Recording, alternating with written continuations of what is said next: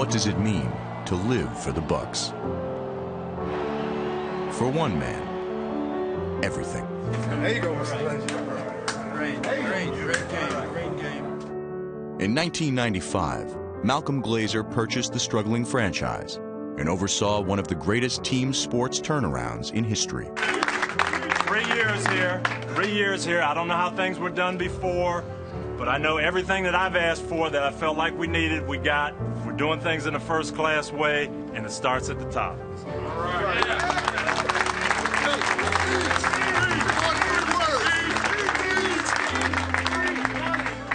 We've got the best team in America. We've got from the top down, we've got the best people with the most enthusiasm, and I'm so proud to be a part of this team. 1, 2, 3. But it wasn't just on the field that he had an impact. He founded the Glazer Family Foundation and raised millions of dollars for Tampa Bay's youth. Under Glazer, the Buccaneers flourished. Tampa Bay was no longer a pushover. And with the arrival of coach John Gruden, the Buccaneers cemented their legacy with a dominating playoff run in 2002. Touchdown, Tampa Bay! Beating the 49ers at home. Then the Eagles for their first playoff victory on the road. That's intercepted at the 10 to the 20. Gone coast to coast. Randy Barber. And finally dismantling the Raiders in Super Bowl 37. Third down, 18. Dropping Gannon, looking Gannon, throws up the middle. That's intercepted at the 30. Derek Brooks 30. Touchdown, Tampa Bay. The Bucks are the best team in the National Football League. How about that, Mr. Glazer? Huh? We did it, man. Best in the world, man. Golly, I love you, man. Can't thank you. I can't tell you how much I love you. Oh, God. What a guy. They're the Buccaneers. If you haven't heard about them, you heard about them today. And then the fans. We got the best fans in the whole world. Tampa Bay. Tampa Bay. Tampa Bay. We love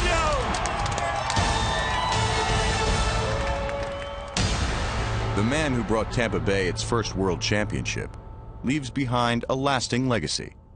One that hopes to ignite the future with a member from the past. It's very evident that Lovie has left a lasting mark everywhere he's been. His former players love him, and we are confident he is the right man to get the absolute best out of our team.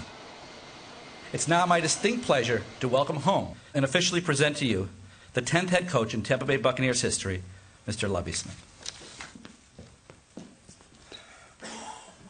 Thank you, Brian.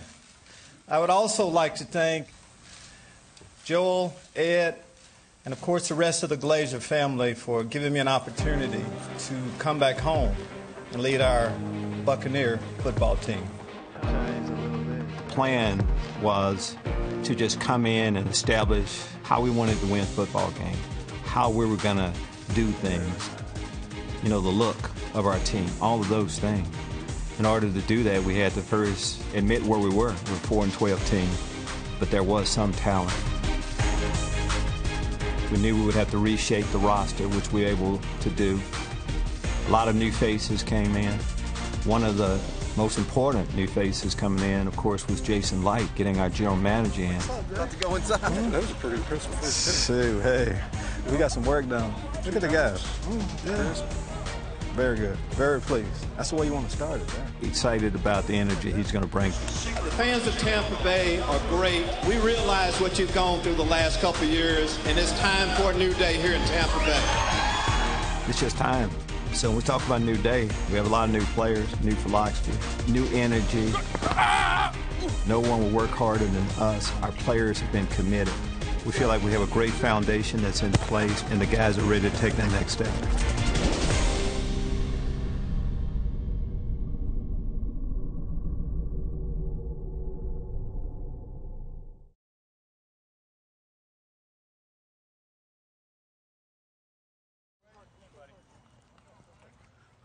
Let's do it, man. Clock's running. Head coach Lovie Smith is off and running. Let him run. Let him run. Let him He's got a way about him that you don't want to fail.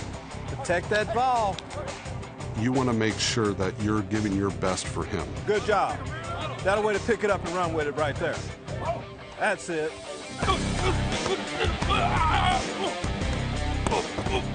When he got hired, I was very excited because of all the great things I heard about him. The former coach of the year and one of the architects of the famed Tampa 2 defense began his NFL career in Tampa Bay. He's a coach who has won, who knows what it takes to win, who's been to the Super Bowl. So he knows everything that it takes. That's something we haven't had around here since I've been here. Finish!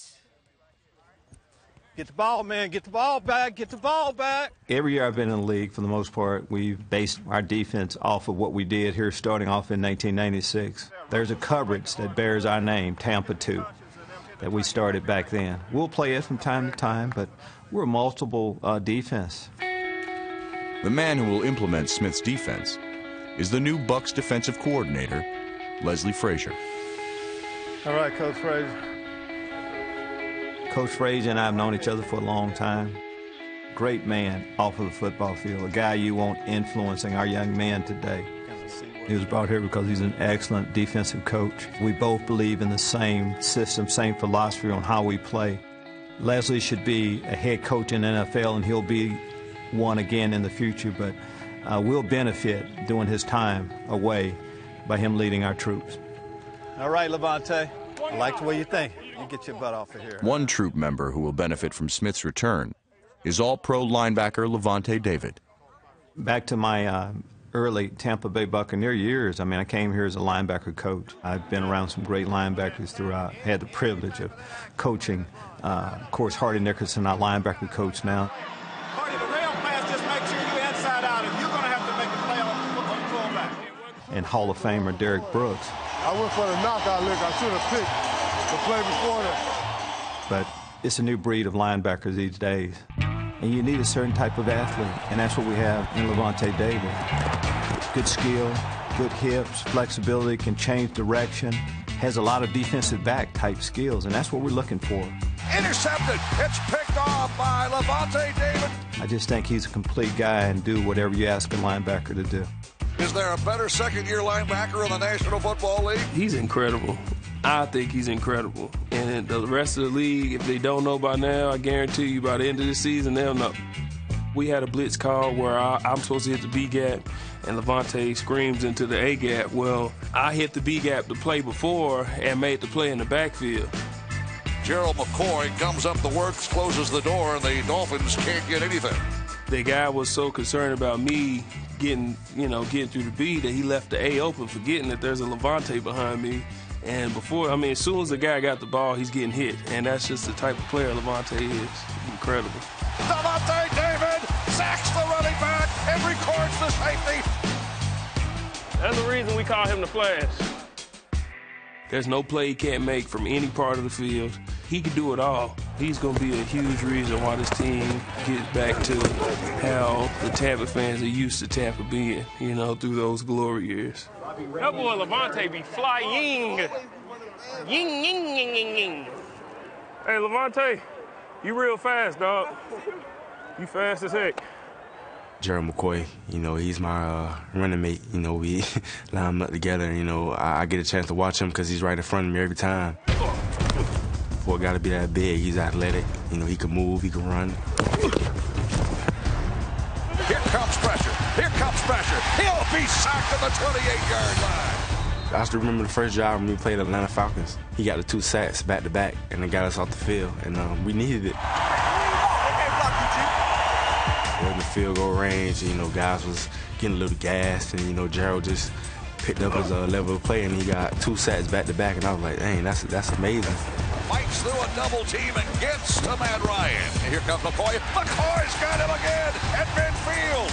Again, he's double teamed, and he fights through 2 and gets to Matt Ryan, number 2. My idea of a perfect leader, a good leader, is someone that does it the right way, a leader by example. Instead of telling teammates what you're going to do, is showing them. Whenever I turn, I always chop my feet because it's practicing speeding your feet up instead of when you kick, your foot come off the ground. It slows you down, You know, people expect when you say leader, they expect a certain level of play. And Gerald McCoy is an all-pro in every sense. Shows up every day to practice. Performs well on the football field, very coachable. We have an excellent defensive line coach in Joe Cullen and Mike Farrell working with him. He's just taking that coaching and trying to take it to the next level. Joe gave a good look, makes it tough on you. Best thing is we taking coaching, man. Everybody look better since yesterday. It's all we can improve on, man. Just one better than yesterday. Here we go. Here we go. Rushman on 3, 1, 2, 3. With Gerald McCoy as the team's undisputed leader, younger players like safety Mark Barron will certainly benefit. From in front of you. On cover 2, you should always be breaking down at an angle if at all possible, all right? Mark's very talented, man. I don't know if he know how good he can really be. And I guess that's where I come in. I just got to, shine a little light on him for my experiences I had. It didn't take long for Barron to emulate the physical and former All-Pro safety Deshaun Goldson. Doug Baldwin is flattened by Mark Barron.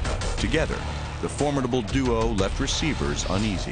Deshaun Goldson with a big-time play. Promising cornerback Jonathan Banks returns to lend a hand in rebuilding the defense. Intercepted in the end zone, picked off by Jonathan Banks. The rookie out of Mississippi State started from day one. It's intercepted. And didn't disappoint. How about Jonathan Banks, rookie corner with his 3rd interception of his young career. Manning the inside is linebacker Mason Foster, who has a knack for creating turnovers. It's intercepted. And finding the end zone. It's Mason Foster, stays in bounds, looks for a block. He's got the sideline convoy. Look for the Buccaneers' ball-hawking defenders to thrive with the return of Coach Smith and a new and improved Tampa 2 defense. Mason Foster takes it to the house.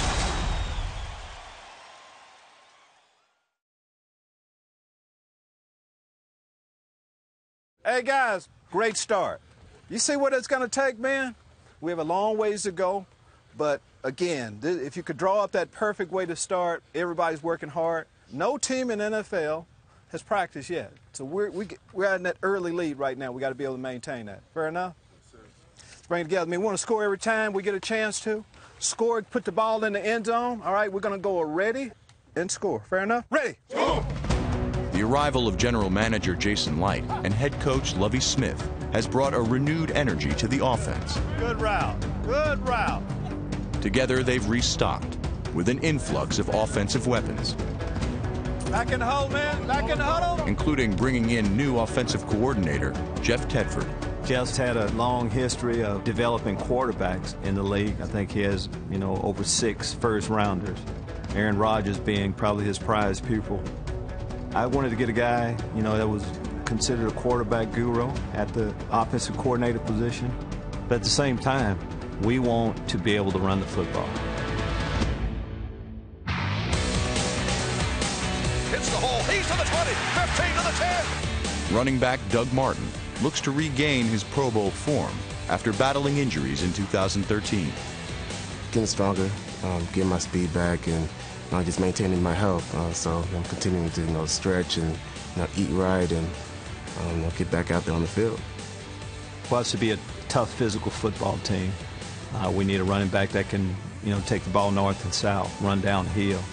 But at the same time, make you miss in the open field. Doug can do all of those things. Backup running back Bobby Rainey returns and will add punch to the run.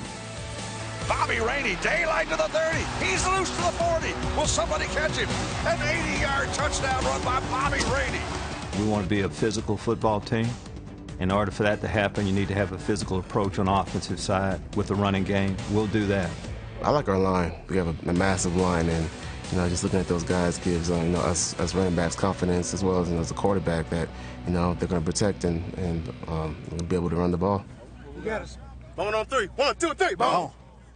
Nowadays, we want to score points, and you have to complement that running game with an excellent passing game. Excited about what Vincent Jackson will be able to do in our offensive system.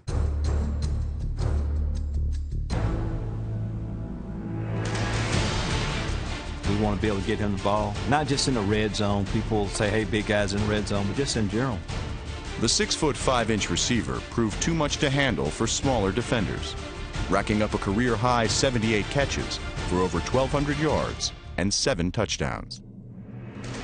He goes up with a catch of the 10. Touchdown, Tampa Bay. I'm excited to see what Vincent Jackson's going to do, and I want to see what he brings to the field on Sunday this year.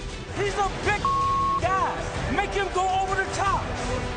Joining Vincent Jackson is tight end Tim Wright, who had a breakout rookie season in which he caught 5 touchdowns. Tampa's big receivers will be joined by a towering draft haul as well. With the 7th pick in the 2014 NFL Draft, the Tampa Bay Buccaneers select Mike Evans, wide receiver, Texas A&M. I'm extremely excited about this draft class. We felt we not only filled the needs that we needed on this football team, but we also got the best players that we needed on this football team to complement the great players that we already have. Prize first-round draft pick Mike Evans excelled at the Combine in Indianapolis, cementing his draft status as one of the best wide receivers in college. At Texas A&M, the 6'5" receiver was a vital reason why Johnny Manziel won the Heisman Trophy, soaring over defenders and earning first-team All-American honors. Evans averaged over 20 yards per catch for 1,322 yards and 12 touchdowns. In the second round, the Buccaneers continued adding to their arsenal by drafting 6'6" Austin Seferian-Jenkins out of Washington, where he set school records in receptions, yards, and touchdowns by a tight end. And then he catches it for a touchdown. What a grab! Third-round draft pick Charles Sims enters the fold as well, bringing with him a flair for making defenders miss. Oh, baby, what a play! For the first time in team history, the Buccaneers drafted solely on one side of the ball, upgrading a new offense that will flourish in 2014.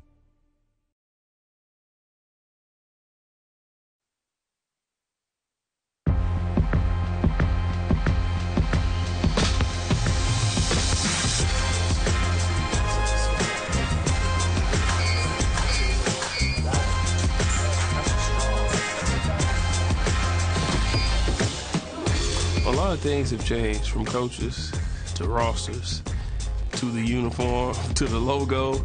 You know, a lot of things have changed right here in Tampa. You're welcome. And the last time that happened, Tampa got on the streak. When the Bucs revealed the new uniforms, over 6,000 fans packed the event, demonstrating the importance of change for Tampa Bay. When that change came, Coach Lovie was a part of that. So he knows exactly what it's like to go through a change like that. We got a long ways to go, huh? I've always, since I've been a Buccaneer, always said I trust the guys upstairs. And Coach Smith called me before free agency hit, and he said, just trust us. You're going to like what we're going to do. And sure enough, man, he brought in so many great guys. Here we go, Mike. I'm excited about all of them because it's going to take every single guy he brought in for us to get to where we want to be, and that's Phoenix at the end of the year. In order to reach Super Bowl 49, Bucs general manager Jason Light and head coach Lovie Smith made waves in free agency, amassing a horde of talent and putting the rest of the league on notice. We needed to re-energize this franchise with hard-working players, passionate players, players that just love to be here. There were already some in place. It wasn't a total overhaul, but we needed to retool this roster. It's going to be fun to play with Clint McDonald, who played on a great defense at Seattle. He knows what it takes to be a great defense, and even he won the Super Bowl, so he knows what it takes to get there. Michael Johnson, I watched him when he was at Cincinnati. Actually, he was a beast. He's bringing a physicality we've needed for a while at the defensive end position. Big body guy who can play the run, very physical run stopper, and he can get to the quarterback. You need a guy on the end who can do everything, and he can do it all. Well, as soon as I found out I was coming down here, I got a text from Jerry McCoy. He talked about it. Why not us? Why not each person in here, coaches included, having a career year? And that's what we're starting to work toward right now. It's going to be exciting. Out front, you see what Gil's saying? If you start pinning you, come back. All right. You know, normally if you have a good front in place, defensive backs like to come. You know, we lost an All-Pro, but to get another All-Pro defensive corner in Alteron Burner, you know, really helped us an awful lot. He's tough. He's a corner that likes to get in the mix. You know, he come in and tackle. We don't have no problem with that. I like stuff like that when you see the corners that come in and stick their nose in there. As a coach, there are some guys that make a lasting impression on you in whatever role you ask him to play at that time. When I was in Chicago, for the most part, Josh was in a backup role, but I got a chance to see his leadership ability, see his talent. He'll never get credit for the athlete that he is. I knew what type of man he was, and I wanted a guy like that leading our football team. I really liked what Mike Lennon did the year before, but as a young football player, I thought we could really strengthen that quarterback position by bringing Josh in, and that's how it's turned out. It's a good relationship. You know, going back a few years now, having the opportunity to play for him in Chicago, and to reunite with him now, it's exciting. Just to work for a man of that character and integrity is special when you can do that in your career. It's a new day. It's a new time. We're laying the groundwork and the foundations for who we want to become. Go, man's running. We have high expectations, you know, going into the season, and you know, I like what I see out there on the field and in the study room, and it's going to be exciting. A lot of adversity we went through last year. It kind of bonded us a little tighter, but with some of the guys that came in from the free agency, it clicked well with a lot of guys we already had in here. We consider it a family. You know, it's guys that you could talk to outside of football. You know what I mean? And that's what we have here. Once that family gels in the locker room, that translates onto the field. That brings you a long way. We have each other's back, and we realize that it has to be a family in order for us to get to where we want to be. Forget about last season. The new NFL season has started. It's a completely different team. The next time they see the Bucs, we won't even look the same because we have new uniforms. So get all the past out your mind and prepare yourself for the future.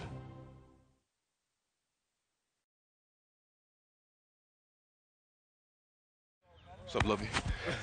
Anybody want to say something to Coach? Feds is here. Feds is here. You dang right I ain't never seen no lion stretch. I ain't never seen no lion, Coach. You know what? We family, so I'm going to let y'all know. Listen, I am the FBI today. Hey, Coach, you know, I was just doing what most people should do. Minding my business. The feds out here today, boys, 5-0. Your boys better tighten up. Let your boys know, because y'all going to be tired. And I'm be like, yeah, what you think about the Bucs? You can confide in me. Tell me what you really feel. Yeah, Coach, I got him. I got him right here.